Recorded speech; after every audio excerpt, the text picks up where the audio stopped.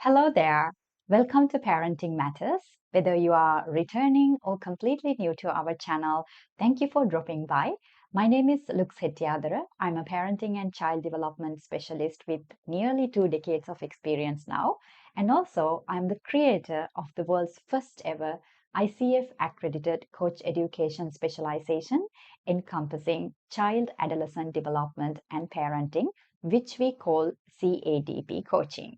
This series is all about creating a space for meaningful discussions on child-adolescent development, where we dive deep into the world of parenting. And each episode, we bring in experts who share their knowledge, expertise, and insights with one goal in mind: to empower, guide, and support our parents, educators, other practitioners, and anyone passionate about nurturing the next generation.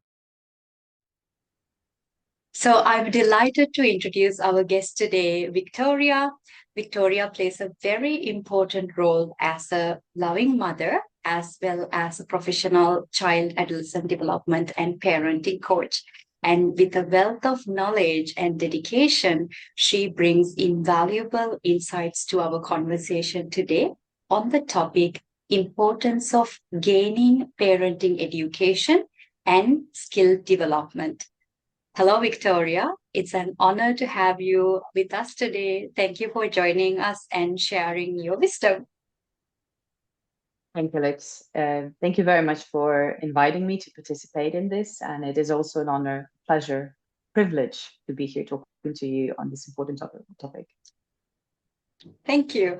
And without further ado, I want to dive into this very, very crucial topic that I think we all must be aware of as parents, educators, and coaches. So to start, Viktorija, could you tell us a little bit about yourself and your journey as a parent? Gladly. Thank you. So my name is Viktorija Mladenovic. I originally come from Serbia. I live in Germany for the time being. I was born as a mother some 3.5 years ago, and that was a turning point in my life in many ways. One of that being my professional interest, which led to me becoming a child development, adolescent, and parental coach. But also a turning point personally.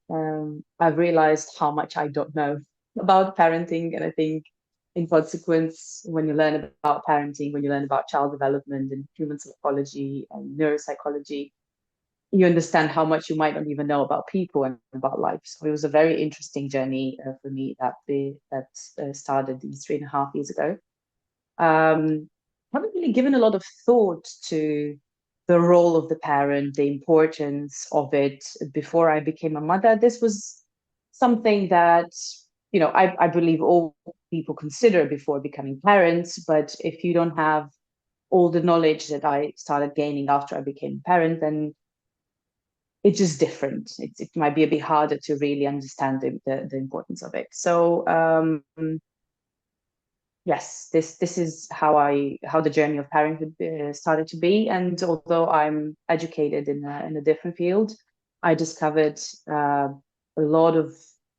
I discovered my passion for child development, psychology, neuroscience, and then in a way one thing led to another, and I decided to start this journey of assisting others in becoming the parents they want to be. When my child was born, I understood, as I've said already, how much we don't know about parenting, how much at least I didn't know about parenting, and I found that mind-boggling.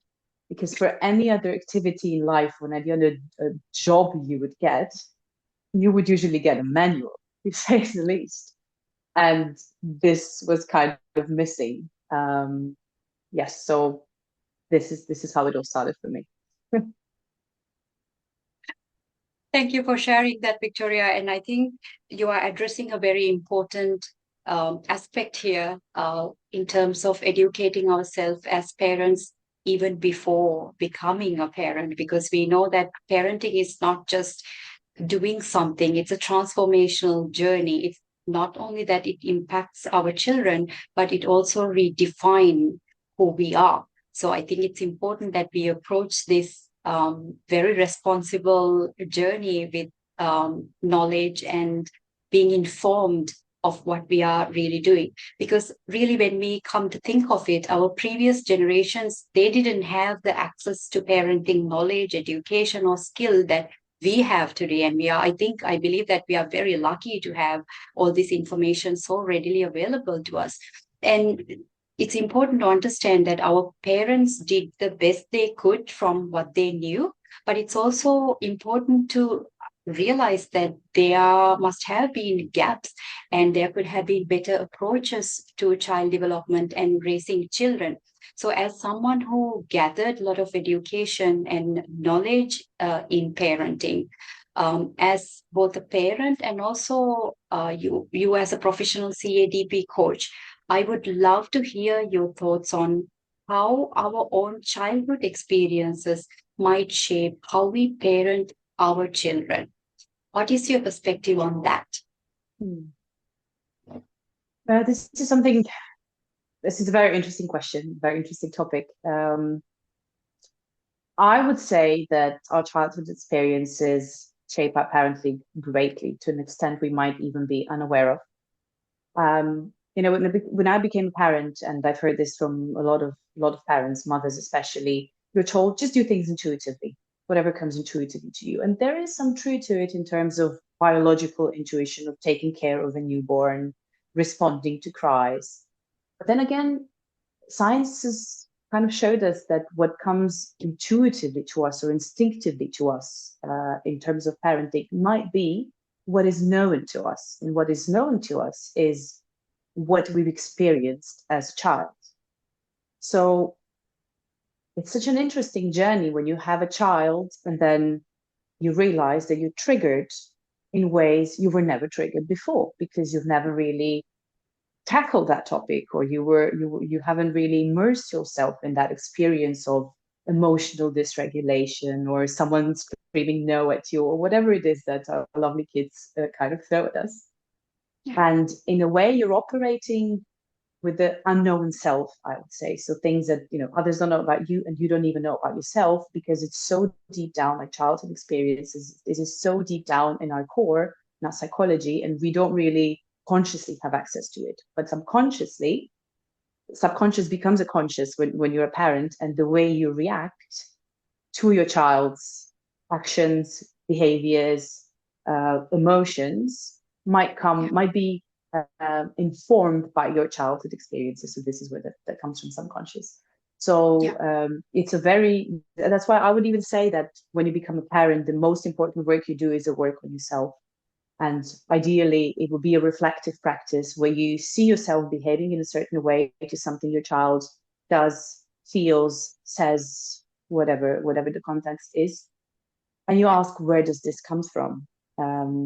If you realize it comes from childhood experience, it doesn't have to be anything bad per se. It doesn't have to be a problematic behavior. But if you start from a point of curiosity, then you could also understand that this might be the way you operated as a child, but this might not need to be your adult self acting in that situation. So you can kind of think that through and think your childhood experiences and your reality. You cannot really change that. The past is a past, but you could choose to perhaps act differently or break some things that you've consciously recognized were part of your childhood, and you still want to have that in your adult life and in your parenthood, parenting your child. I'll leave it at that. I can talk about this for a very long time. It's so insightful what you're sharing, and I'm so I would say zoom into what you're saying, because it's so important, the concern that you're raising, Viktorija, because most of us, think about it, we don't really learn child development before we become a parent, and most of us in general, we don't understand that what happened to us as children has a great impact on our adulthood. For example, say if we look at the statistics, the Shaping Us campaign launched by the Princess of Wales, it came out after the Centre for Early Childhood released some eye-opening data around 1 in 3 adults, which is 36%, and which is a very small amount of percentage of people say they know just a little or even nothing about how children develop in those crucial early years. So this is pretty concerning, right? I mean, it means that a lot of parents, educators, and others who work with kids might not fully understand how early experiences shape a child's future. And the lack of understanding can really impact a child's lifelong development. So, given your professional background as well, and also your experience as a parent, parental education and skill development are topics we hear more and more about. But why do you believe they are truly important even before someone actually becomes a parent? I know that we addressed this briefly, but I would love to hear more on that with your experience with yourself as well as the people that you work with. Yes, thank you for that question. I would like to start responding with a metaphor. You wouldn't be allowed, I mean, if you were to get enrolled in a university, for example, you would need to show that by exam that you have some knowledge to even become a student there. Some, not basics, so to say. But if you were applying for a position of a teacher, you would for sure have to show that you know a lot to even teach others. And then you enter this role of parenthood, where in a way, you're a teacher for your child, not just in terms of how to act in a society, what appropriate behavior is. So these are the things we usually consider. What are the things that we teach our parents? But how it is to be human, how it is to safely feel emotions, including unpleasant ones, how to manage our own triggers, so all these questions, and they come not from maybe, day one of child's life, but soon when you enter toddlerhood, it's already there. And when a child is born, you don't really have a lot of time. I mean, ideally you would. My personal journey I was privileged in that way that I had a longer parental leave, had time to take care of a child and at the same time educate myself. But most people don't have that much time. So ideally, you would do some preparation about all this beforehand. So by preparation, I mean, usually before the child is born, you already buy clothes, you buy a baby cot or whatever the basic necessities are for your child's physical well-being. There might be some preparation about how to take care of a newborn, the diapers or whatever it is. But as far as I'm concerned, as far as the society I'm in, and I think at a global scale it's the same, there is not much education about your child's emotional needs, about the attachment. And attachment is something that starts from minute one, the moment your child looks at you. So I believe if we only had at least some knowledge about basic things before the child is born, that would already give us an immense progress in terms of putting the relationship between us and a child on very healthy base from day one. Of course, there is this caveat that one thing is theory, another thing is practice. You can learn and read all you want before the child is born, but when you become a parent, when you feel the triggers, when your inner child is triggered, it is then that it becomes a bit different. And still, I would say the theory you know from before helps you to manage that, at least to understand what it is that's happening to you and understand that moment when you might be sitting and say, whoa, where did that comment come from? Why do I sound like my mother or my father? Right? So having a basic knowledge about that before the child is born, I believe would make a huge difference. Yes, so I would say the work before the child is born could follow several paths, one being knowledge about basic things, about neuroscience, about child development psychology for a very particular age, because a newborn and a 6-month-old, 9 months old, 2-year-old, 3-year-old, they're all very different. So I don't think, the problem is that if parents start digging into it too much, for many, it could be a cause of pressure. And then there's this moment of freeze. Even though I believe I know what to do, there's so much noise around me. And now the science and plus, unsolicited advice that many parents get, it can be all too much. So I believe the amount of knowledge and education and skill development should also be balanced. So it's not too overwhelming, yet enough for you to feel very comfortable as possible in the parental role when the child comes. Yeah. So one thing is that kind of education, and another part would be the work on self, on mental and emotional capacities that we have, because we could be very overwhelmed in these regards when the child is born and as they go into toddlerhood and then later years. Yeah. And thank you, Viktorija, for providing such an honest answer. I think it's a well-balanced answer you provided, because we must understand that, yes, we need to gain all the knowledge, we need to develop all the skills, all of that, it's true. At the same time, parenting, in my professional opinion, I think it is the most responsible job that we undertake as a human being, being responsible to raise another human being and being so responsible for the growth and development process that they are going through. So as much as it's important for us to gain this knowledge and skill set, we also need to be realistic, because a parent's life is already full of responsibilities, and the time management and all the, as you said, all the other responsibilities, all the other commitments. And not to forget, some parents work 2-3 jobs to provide the best life for their children. So I think parenting is often an underestimated job, I would say, because it's a full-time job when you come to really think about it. Once you are a parent, you are a parent for the rest of your life, whether you are not feeling well or you are on holiday, you are always a parent. So sometimes, although we want to gain this knowledge, we might not be able to truly balance the while we are juggling all the other responsibilities. I think this is also where it's helpful for parents to receive support, not relying on gathering information individually or just by themselves, because I think also by working with professionals who are educated in this field, they can receive that support and education and skill development automatically part of the process. And also not just gaining the knowledge and skills, but also learning how to strategize, develop their own solutions and so on. So this is why I'm very hopeful for our professional CADP coaching, because I have seen in my personal experience the value that it creates in parents' life and their journey, not just for them and their family, but also in generations to come. So I'm going around. I know that I'm speaking a lot about it, because I honestly cannot. I love hearing you.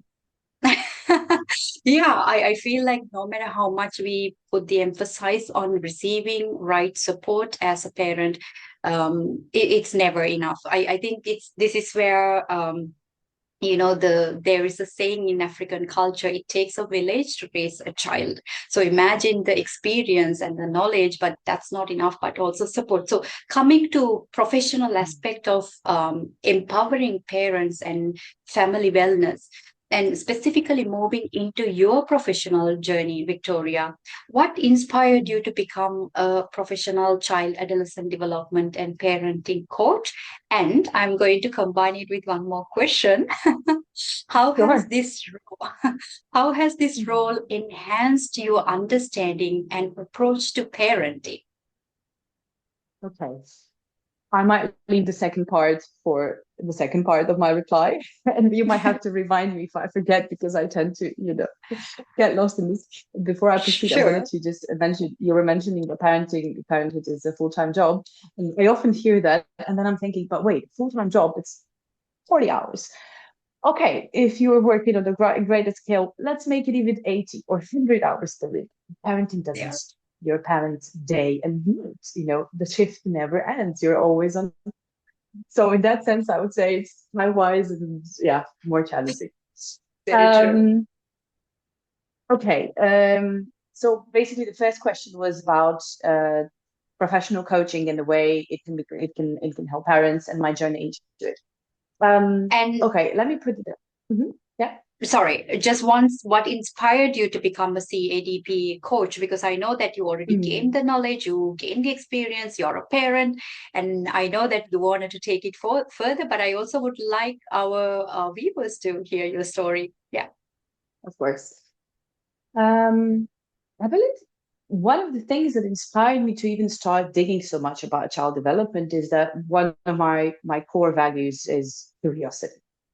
And then in my personal development, as I discovered more, I wouldn't go into this deep work. I wouldn't talk about this much here. I don't want to steal so much time. But one of the things I've realized that what really makes me happy is also helping others and serving others. And this is where kind of two matched. So my passion for parenthood, relatively newly discovered, and my value of wanting to make a contribution, help others. Because I was also thinking, I mentioned I had the privilege to read so much. I had the privilege to be with my child and do this in parallel, which many parents don't. So I was thinking what it is that parents can do if they don't really have time to read all these books, how it is that they can be helped. And I believe that the coaching perfectly fits into this, because in addition to being less time consuming,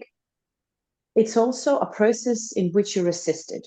What I mean by this is that if you read a book about child development and they work on the inner child, so many of this kind, and there's wealth of knowledge in them. It's still like about things that are generally speaking. And some of them might not come intuitively to you, and some of that just don't seem like they were working for you. The way to address a child might not feel authentic to you. And with coaching, while you are kind of informed about many things you need to know about child development by a child, adolescence, and parental coach, a professional coach like myself, you are still kind of, there's this loop of going back to you. What is important to you? Why are you doing this? How would you, knowing all this that we discussed, how would you implement that? How does that work for you? How is it related to your own core values and the vision you have for your child, your family, yourself, and so on?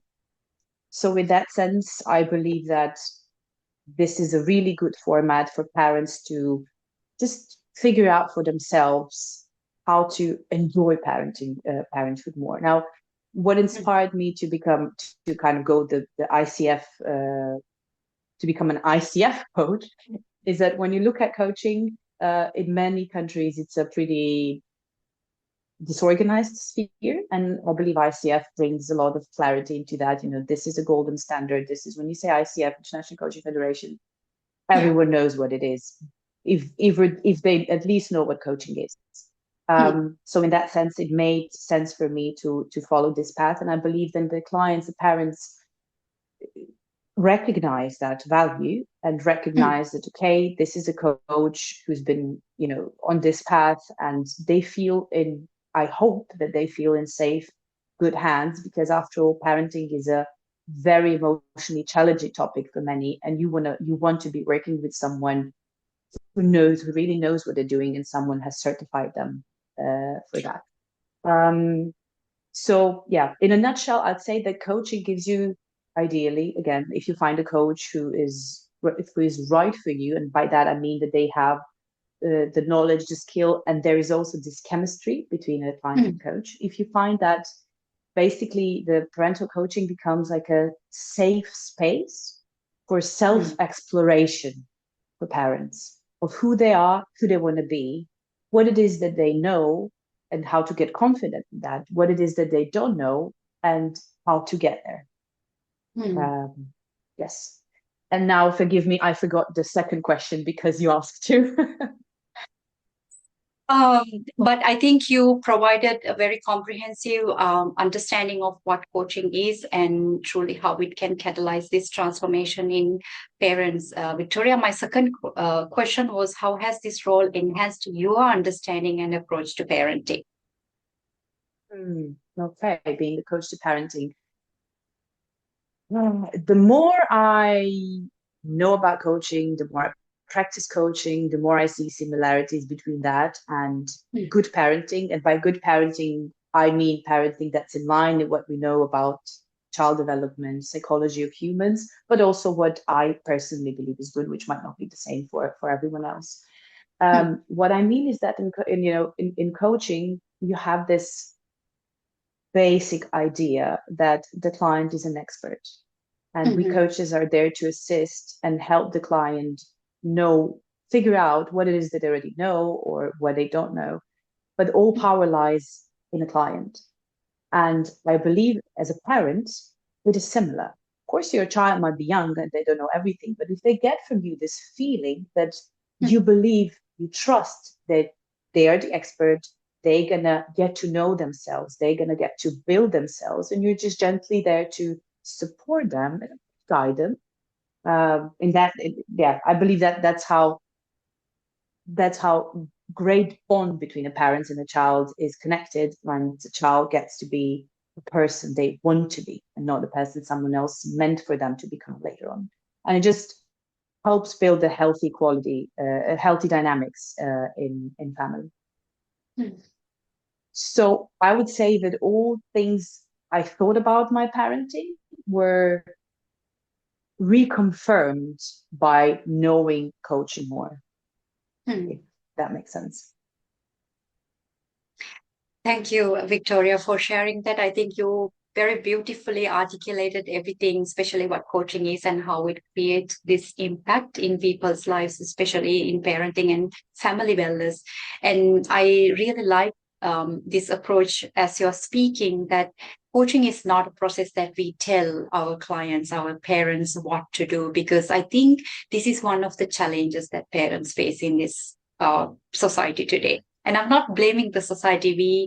Sometimes parents have these challenges and concerns. And when even with among other parents, our family members, even with our best friends, sometimes we share these challenges and concerns. And very often I hear from parents, as a challenge that face is that I receive a lot of uninvited advice, and some of these methods don't work for my family, my child. And this is so true when you come to think of it, because parenting is not a cookie cutter approach. We can't do that. Every family, every child, every parent's needs are different, and we need to tailor our approach to those needs. So I really like how you are describing how this beautiful process work in a way that not only people create a vision or achieve a certain goal or solve a problem, but through the process, they are also creating a transformation.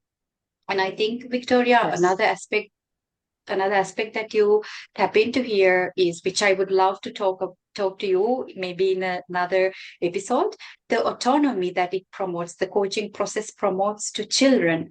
To me, it sounds like giving them the full independence, giving them the direction, but not blindly for them to do whatever they want, but in a guided and supervised way, collaborating with parents and educators and bringing them and providing that true support, that holistic support. So this is very exciting. And as you're speaking about it, I would love to hear specifically with your expertise, because I know that you are already a professional child, adolescent development and parenting advanced coach practitioner, but I also know that you have your own specialty under this umbrella. So with your expertise as a CADP professional coach, how do you help parents and children? What I'm really coming at is, what challenges do you solve?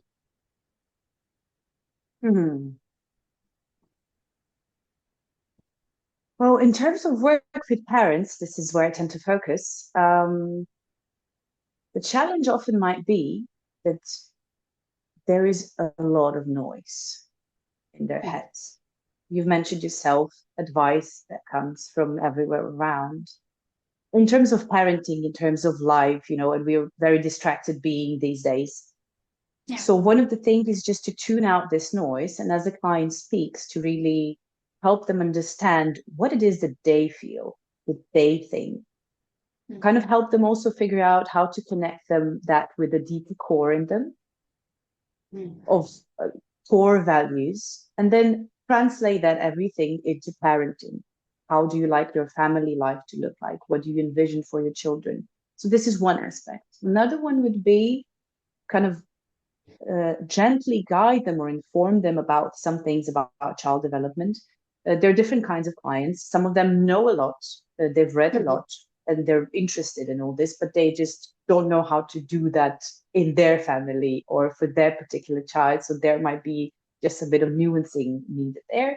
And also there are parents who are not familiar with all this so much. So there might be a bit more of education, so to say. And I don't mean, sharing this particular thing or that particular thing, but this is what science says about it. And then you kind of, again, working with them to find a way through this that feels authentic to them, that feels meaningful to them. Because if we do anything intentionally, but especially if we parent intentionally, with some kind of an idea of where we want to go, but also why we do this whole thing, all these different little issues, I'll call them little, although they seem big in the moment, just become smaller.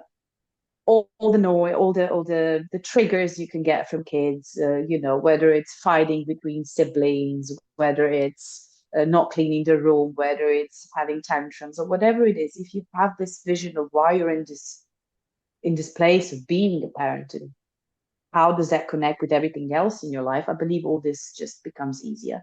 So this is mostly what I do with parents, helping them figure out what it is that why they do this, and maybe help them find a way to do this in a way that's, the word better comes, but there is no better for everyone. Better for them, or more meaningful, and at the end of the day, more joyful for them, so that they get to enjoy parenting more.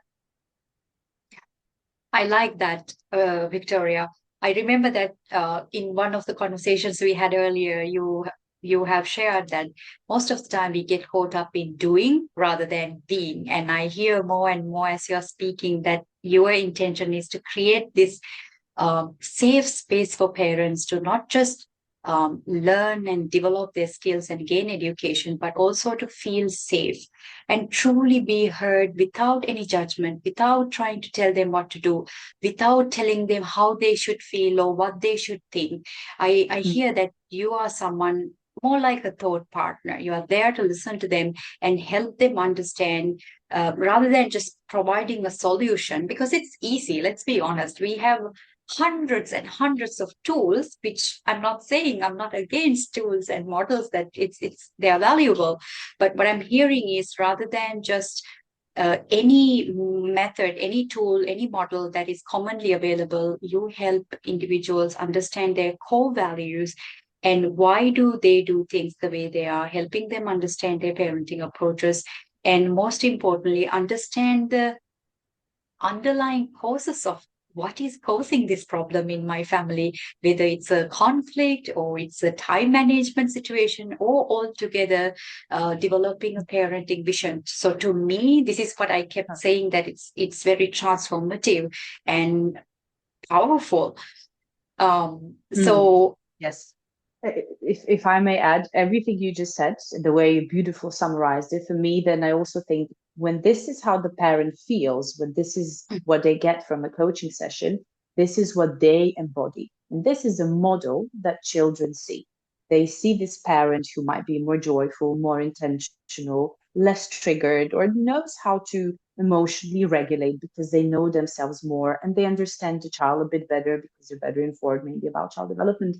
And all of this translates into child development, because children learn from parents, not the way parents say for them to behave, but how parents behave.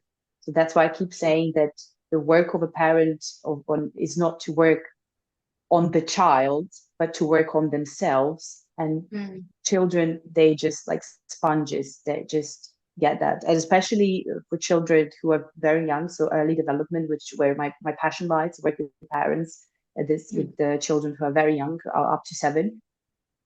This is the part where you might not even see all this, but your kids being sponges of this kind of joyful behavior of you as a parent, which doesn't have to be joyful all the time. We're all humans.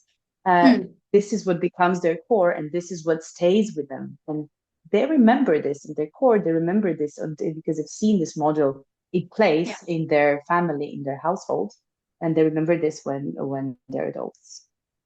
And there, I wanted to say, I said like joyful, but at the same time, I don't want to create too much pressure on parents to strive for perfection, because then you just have kids who strive for perfection. And I haven't yet met a parent who truly wants their child to be perfectionist and pressurized by all of it.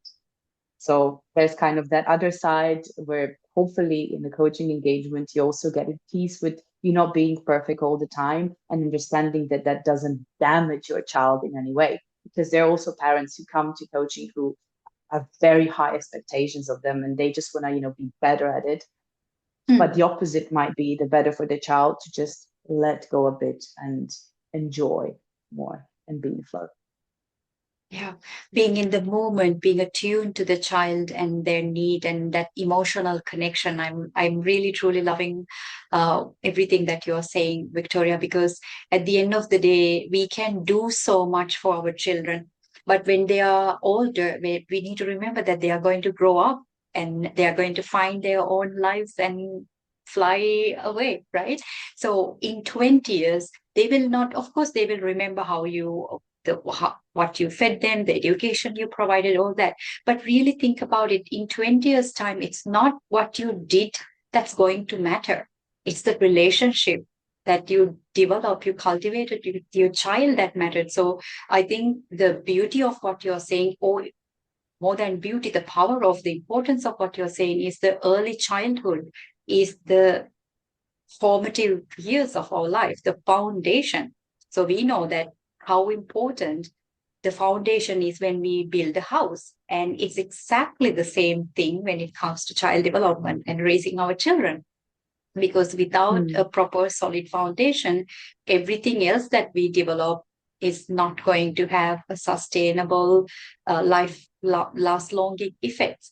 And in fact, the damage that happens to us in childhood can even manifest as all those challenging behaviors that we experience in adulthood. So I think it's very important that you are addressing this topic, the importance of providing this growth and support in the right way, especially during the early years, in these formative years of a child's life.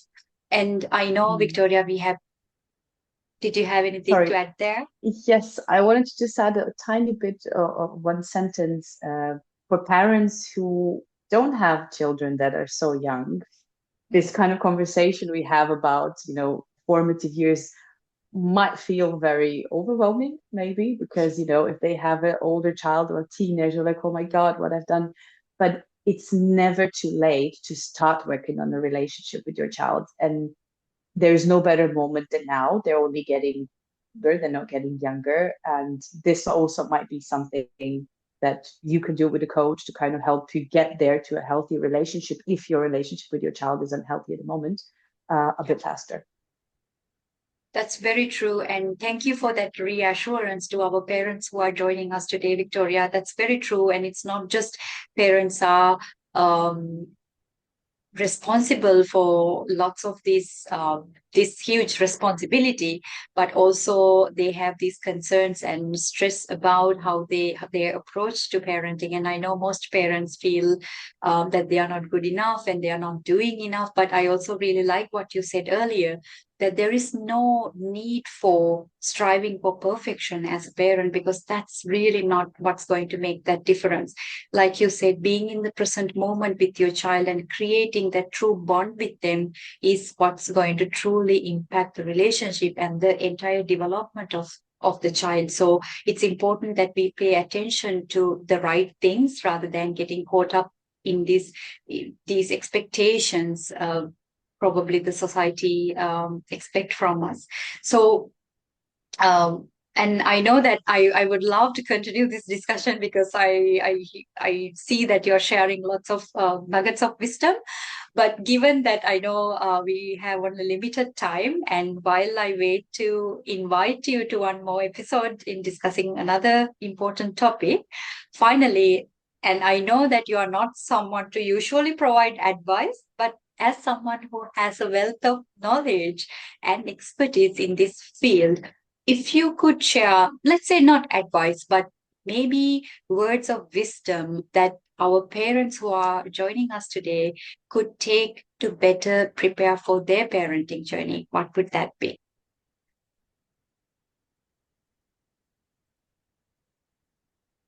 Love your children unconditionally and show this love whenever possible, especially in challenging situations.